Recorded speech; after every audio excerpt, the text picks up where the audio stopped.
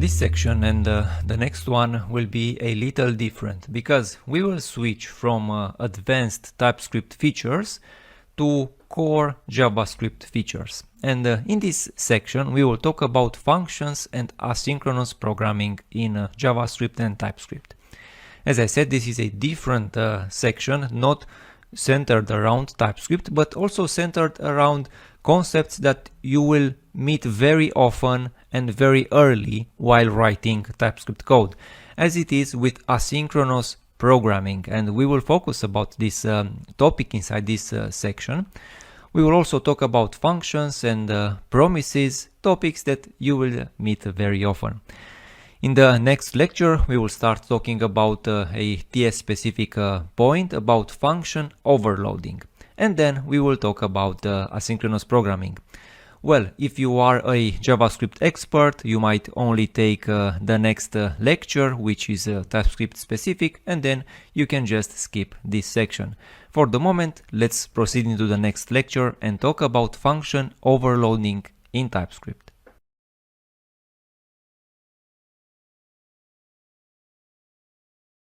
Let's now talk about a technique called function overloading in JavaScript and TypeScript.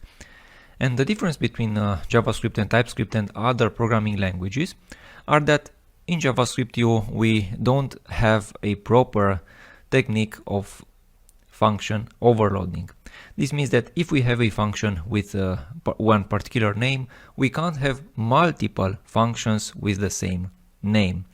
But also in TypeScript and JavaScript, we can have optional parameters. So there's a trade-off right here. We can't have multiple functions with the same name, but we can have the same function with optional parameters, and this way creating a multiple versions of the same function. Well, let's take an example and understand what's the problem and how we can solve the problem with TypeScript. For example, we have this function called 1 year ago, which receives an argument of type date or string, because in JavaScript we can build dates from another dates, objects, or from strings. Well, if we are receiving an argument of type date, we will return back yet again the same argument of type date. If we are receiving the argument in type string, we are returning back an argument of type string. Even if we look right here, we can see that this function returns back an argument of type date or string. Well, the problem with this implementation, I mean not with the implementation, but with what TypeScript shows us, is that if we are passing right here a date argument inside this function, you'll see that the type of this last year as date is still string or date, even if we know for sure that this is a date object. And the same with string. We are passing here a string to our function and it should be of type string, yet TypeScript thinks that this is of type date or string. So this is wrong, or this is not as clear as it should be. We can fix this problem with function overloading. And what this means that we can declare multiple signatures of the same function, so TypeScript can map together the return types. For example, I have added right here two new function declarations of the same function, but observe they don't have a function body, they just have the function arguments and return type. And with these declarations, now TypeScript knows that if I'm passing a date as an argument, I will receive a date as a return. And the same with string. If I will pass a string as an argument, I will receive a string as a return type.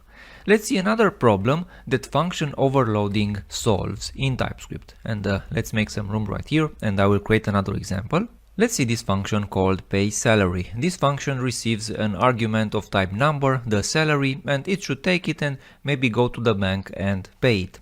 Well, maybe some employees have some overtime and also a payment for hour. So this function has an overtype of type number and the payment per hour of type number. These two options right here, these two arguments are optional because maybe the employee doesn't have overtime. Well, what's the problem with this implementation, or better said with this declaration? Here we need for sure, if we have overtime, then we also should know the payment for hour inside our function. Yet again, we can call this function only with hours overtime, but since we won't have a payment for hour, our employee still won't receive his payment. So we shouldn't be able to call this function only with these two arguments. Well, there are two solutions for this problem. One is with function overloading, one is with using objects as parameters, and I will show them both in this lecture. Also, here I'm using a directive called ts_expect_error. This means that I'm expecting error into the next line. There are multiple directives right here at ts, and you can see maybe ts_ignore completely disables the compiler from for the next line. Here I will say that TypeScript is expecting error, and currently this doesn't throw any errors, and now TypeScript is complaining. You know, this is like the reverse option. Well, how we can fix this with function overloading? Well, pretty simple. We can just make two new declarations of these pay salary functions, one with only with the monthly salary and one with all three arguments as required. And now, if I have added the two new function declarations, one is only with the monthly salary, and that's great, and one is with the monthly salary, the hours overtime, and the payment for hour, which are required. In this case, we will get an error when we are not calling the function in the right way. Well, this was one solution to the problem.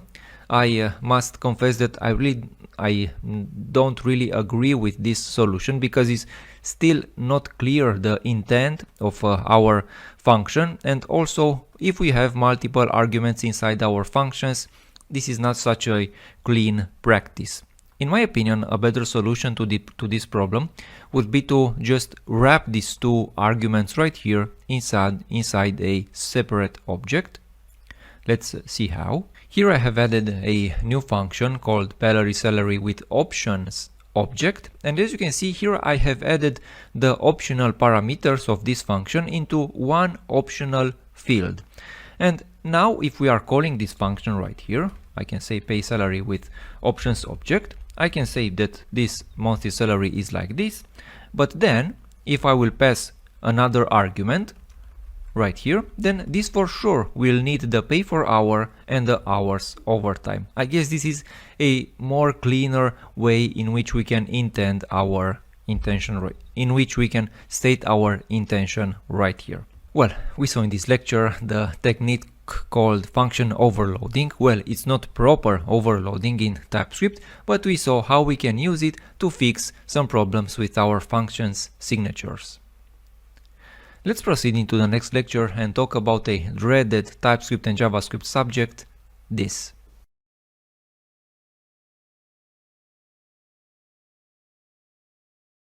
In this lecture, we will talk about what this is inside JavaScript and TypeScript, and let me tell you from the start, it is a complex subject.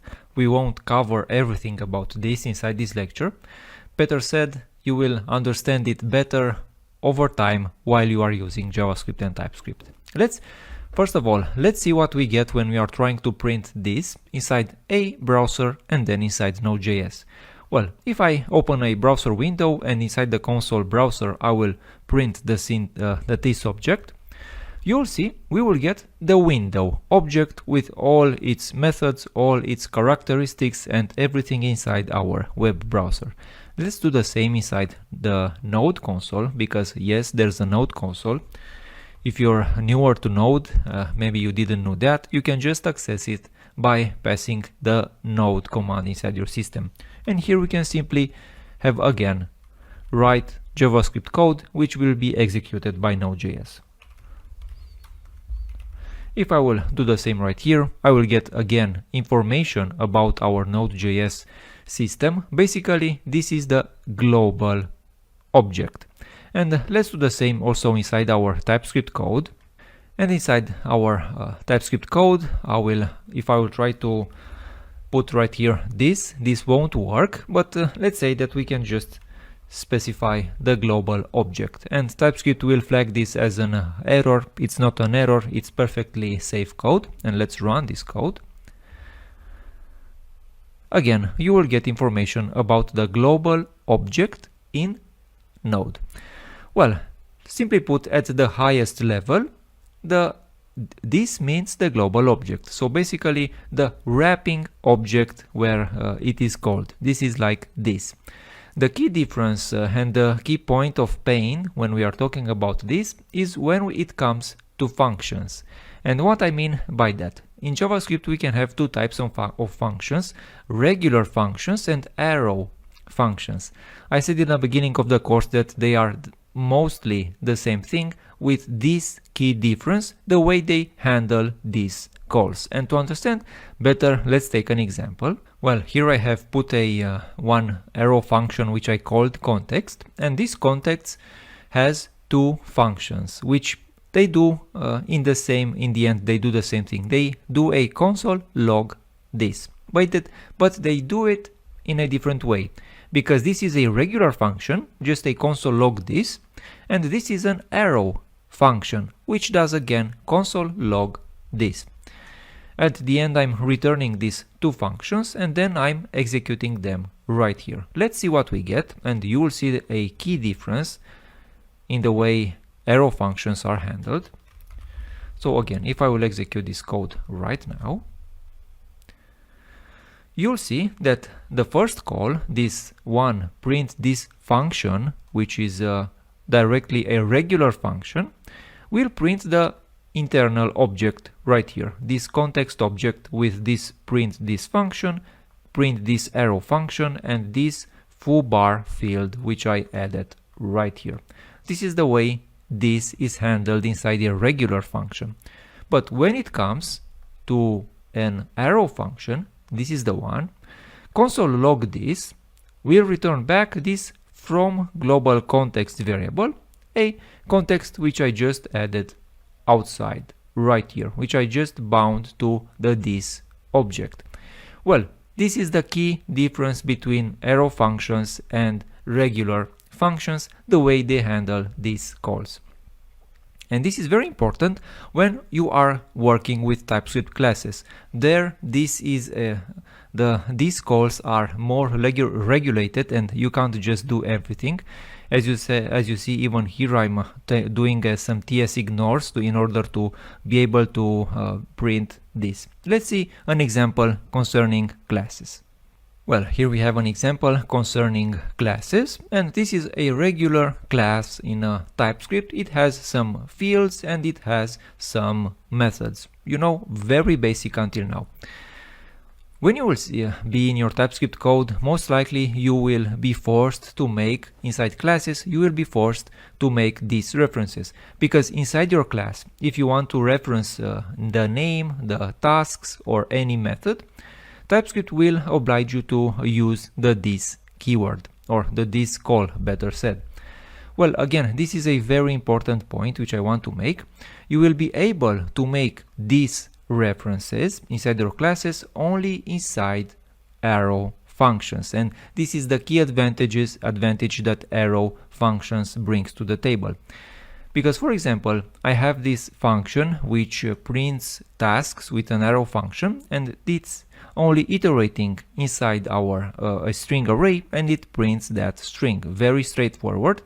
But as you can see, I also want inside this console log right here to make a reference to our class, to the name of our object right here, this one right here. I can simply make this reference by using this. You know, I have access right here to this and everything inside this class.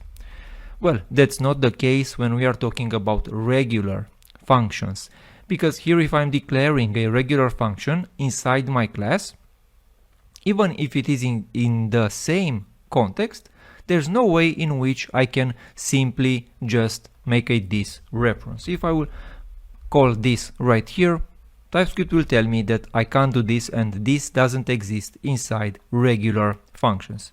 If I want to pass this information, I just need to pass it as regular arguments to this print tasks function, and then just access it right here. So even this code and this code, they do exactly the same. As you can see, this one is much more concise, and this is the reason I like it.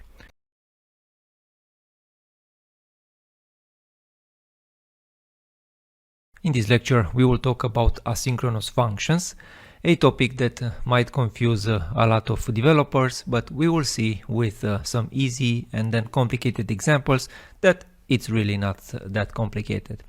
And to understand, we will have some basic examples, but as a requirement or as a recommendation for this lecture, I encourage you to watch the video from Jack Archibald on YouTube about the JavaScript event loop. It is a great talk, and it will show you very funny and a very complex talk about how the event loop works. Well, it's not a requirement, but I recommend you to watch that video first. Well, let's look at this very basic example. You know, we have a console log, then we are having a set timeout call, and in JavaScript we use this set timeout function to pause the execution and to wait a little the execution for our programs, and then we have another console log. Well, if you're coming from other languages, then you might expect that this line will be executed, then this line will be executed, then this line will be executed. Well, let's see what happens in reality. And as you can see, first of all, we have the line 3 is executed, but then we can see the console log from line 9, and only in the end we see the output of the set timeout function. Well, why is this happening? Because JavaScript and functions in JavaScript are not executed in a sequential order. You know, things are not executed in the way we are putting them on the screen inside our files. And this is the source for a lot of confusion inside the developers, beginners, and even advanced developers. Well, let's see some examples to try to understand why this is happening. And inside our code, this is happening because this set timeout function is put back on the event loop, on the JavaScript event loop, and the execution of the program just continues with whatever comes next. When this function returns, then we will see its output. This is the reason for JavaScript executing this line of code, then this line of code, and only in the end it finishes executing these long tasks. Basically, JavaScript doesn't pause when it encounters long tasks. This is what you have to understand. And in this lecture, we will see a way in which we can actually pause, if we can say it like this, pause that execution and only proceed when that execution is done. Let's see another example, and let me make some room inside this file, or even better, I will just comment this out and let's see another example. Let's say that we have this function called getEmployeeData, which accesses an external service over the internet, and it will get some data about our employees or about a specific employee. Well, this is a long task since it is accessing an external service. And to simulate this long task, I added inside the return type of this, the return block of this function, a promise.resolve from our employee data. Now this function returns a promise of whatever data we have right here. Well, when we are putting things like this, we are returning a promise. Another way in which we can make this is by making this function async. But let's talk about this in a moment. We have this getEmployeeData. Let's use this function and let's see if we can get this function, if we can get this data. So here I will say let employee data, and now we can just say here get employee data. But if I will hover over this employee data, you will see that this is a promise of whatever is returned by this function. So it's not really an employee data. Well, how we can make this an employee data? Well, if we are having promises inside our code, we can get their values by using the then function of a promise. Alright, and this then function is called when the promise is returned. So here I will say this then, and then we have a callback right here, and then here we can say our employee data is our data. That's great, and let's now see if we can see our employee data. So here I will say console log our employee data. Let's see if we can see it. Let's execute this code.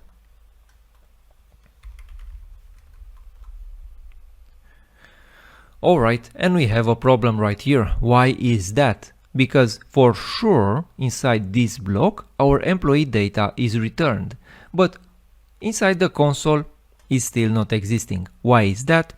Because this getEmployeeData is a long-running function, an asynchronous function, and of course its execution is not waiting our console log. That's why our console log is happening before this getEmployeeData is happening. That's why we see here undefined. Well, to actually see something, we can call another then, and here inside this another then, we can put yet another callback, and here we can say console log employee data. Alright, what's the problem right here? Yes, this is of type any, no problem at this point. Alright, let's see if now we can finally find out this employee data, and yes, now we finally get this employee data. And basically you see what's the problem with these asynchronous functions and with this promise. They are really hard to read and to understand. Even with the very basic example, we have problems of this kind of timing executions. And for this, JavaScript introduced lately, I mean not so lately anymore, a few years ago, some syntactic sugar called promise, await and async syntax. Let's see how this is working. Well, let me comment this out, and let's see another way in which we can do the same thing. Here I'll say const employee data, and we can use the await keyword get employee data. And now if we hover over our employee data, we will see that this is not a promise of an object anymore, this is the real object. The problem is that for most Node.js environments we can't just use this top level await keyword, and we can make the change to skip to the ES 2022 version or ES Next versions, but a more simple solution would be to just wrap these calls inside another function. So here I'll say function wrapper. We don't have any parameters, and let's just move this right here inside this wrapper. And if we are using the await keyword inside the a function, then this function needs to be an asynchronous function. And now everything is alright. Let's now call this wrapper and let's see if this is working. Let's now print our employee data, console log our employee. Let's see if this is working, and let's execute this one more time. Yes, our function execution works just fine. And as you can see, now our program execution is not proceeding right away when we are making an asynchronous code. This await keyword means that tells the program execution, hey, wait until you get all your data and only then proceed with the execution. Basically, this is what await does. And we can call await on functions that return promises. Well, this is a much easier to read and to understand syntax, and I think it is one of the best things that happened to JavaScript. Let's proceed into the next lecture and talk about other promise methods.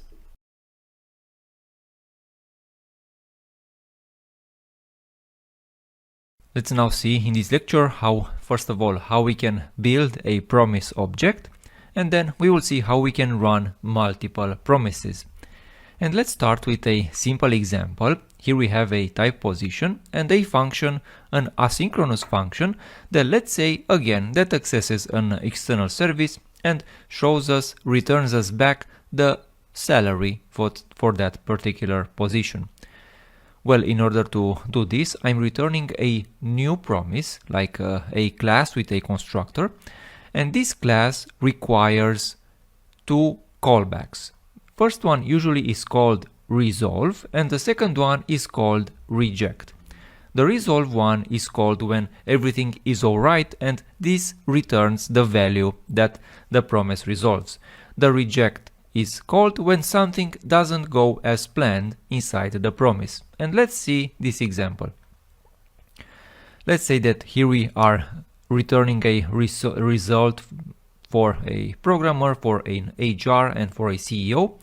But if something doesn't match these three values, for these three position values, then we will simply reject the promise, and this means an error will be thrown. Well, also one TypeScript tip right here, if we are not specifically annotating a return type right here, and I will hover over this function, you will see that this returns back a promise of unknown. So TypeScript is really not capable to infer the return type right here, even if for all the resolved values right here we are returning numbers. So we need to manually specify this, and I think it's a good practice to always manually write your return values inside your function. Well, if something goes wrong, we will reject the promise with an error message. And see, this is the syntax that we can use. So when we are returning a new promise, we are not using the return keyword inside our function, but better said, we are resolving or we are rejecting the result based on what happens inside the promise. Let's see how this is working. And here I made a simple wrapper. We are trying to get the salary with the await keyword. As you saw before, if we are using the await keyword before a function then returns a promise right here, then the result will be what is wrapped inside that promise. For us, it is directly a number. Let's see if this is working, and let's execute this code. Alright, we are receiving our result. That's great, as you can see, and we can see it inside the console. But what happens if I will use right here a value that is not covered, and the promise will be rejected? You'll see that I've wrapped this code inside a try catch, and let's see what happens right now with if I'm making a call that will be rejected. So let's make the call again, because as you saw before in our company, we don't pay interns. Sorry for that.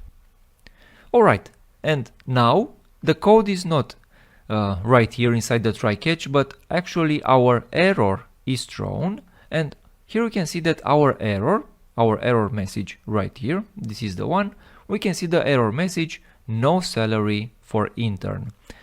There's something interesting which I also want to show you. If, for example, your promise will be rejected and this won't be wrapped inside a try-catch block, you'll see some interesting message from Node.js.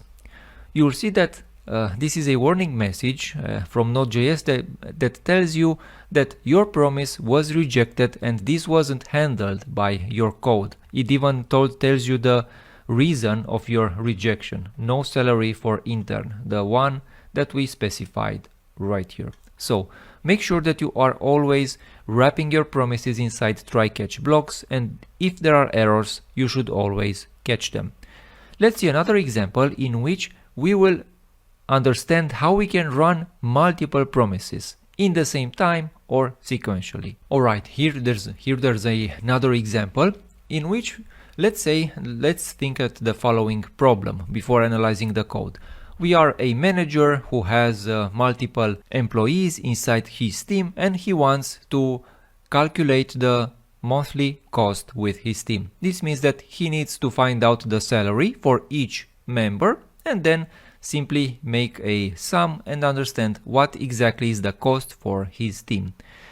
But let's say that the salary service is again an external service, so he needs to make an external request for each salary in his team. Well, how we can do this?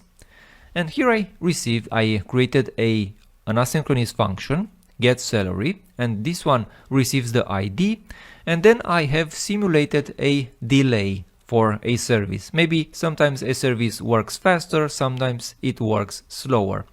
I said that the delay for the service is the ID times 1000, and this is in milliseconds right here. So the employee with ID 1 will have a delay of 1 second, employee with ID 2 will have a delay of 2 seconds, and employee with ID 3 will have a delay of 3 seconds. I'm just returning a arbitrary number right here, but let's observe the console log. Let's see, we will see the moment in which we are receiving the request, and then the moment in which we will find out the salary for that particular ID, and how I'm making these calls.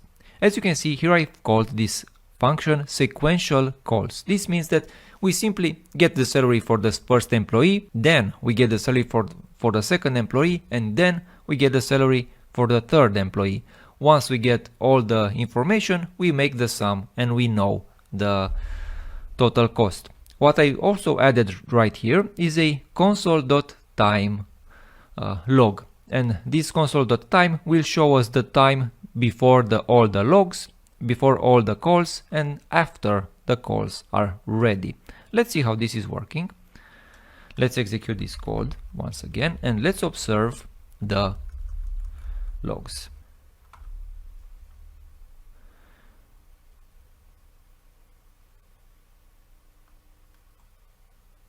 Alright, so we are receiving the request for ID 1, we are waiting 1 second, and finally the response comes, and this is the response. Then we are receiving the request for ID 2, we are waiting 2 seconds in this case, and then we are getting the response. And so for ID 3, and the total time for all the requests was 6 seconds, because of course things are not happening in parallel. Well, in the end, we know the total cost for our team. Is there a better way in which we can make these calls? Yes, there is, and JavaScript gives us a way in which we can run all these promises in parallel. Let's see a different implementation of these getSalary calls, and I have added a new way in which we are making these calls. Inside this function, I called it parallel calls, and also for this function we are tracking the time. But we are making these calls in a different way. JavaScript gives us the option to run all these promises in a parallel way, in the same time. And we can do this with the promise.all function. And I especially like this function, even from a TypeScript point of view, because it has a very powerful type system. For example, here I am passing an array of functions which returns promises, this promise.all, but as you can see, if I'm hovering over these all salaries, TypeScript will know beforehand that this will be an array of 3 numbers, because these 3 promises right here, they all return numbers, and this is a great implementation of some more complex types. Well, how things are working, let's see it inside the console, and let's also run this code again. Let me make this call instead of the sequential calls. Let's make here the parallel calls, and let's run this. And again, let's observe the logs. And as you can see from the start, all the 3 requests are made in the same time. And this is the main difference between this approach and the other approach. You know, this promise.all makes all the requests that it has, and when the responses are coming, it will track them. And as you can see, we also saw that after 1 second we received this response, after 2 seconds we received this response, and so on, so on. We also get the total cost of our team, but we get this in half of the time because all the requests were made in the same time, and the total time is just the time of the longest request. Well, this was the way in which we can run multiple promises in the same time. I find it a very elegant solution to implement something parallel processing inside our code. It's not really multi-threading, but it's like parallel execution of our promises. We saw in this lecture how we can build our promises and how we can execute them sequentially or in parallel. Let's move on into the next lecture and also talk about some special TypeScript types regarding promises.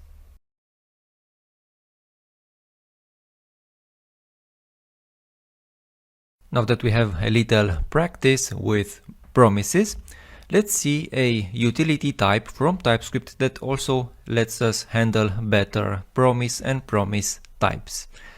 And to understand this better, I have a simple asynchronous function, getEmployees. If you remember, we saw before the utility type called return type, which lets us understand what exactly is returned for my function. For example, here we have a type that is of return type of our function, but since our function resolves a promise, the return type of this function is of course a promise of whatever is inside. Well, is there a way in which we can get rid of this promise right here in the return type? Yes, it is, and we can get rid of it by using the utility type awaited, and then we can wrap what's left right here.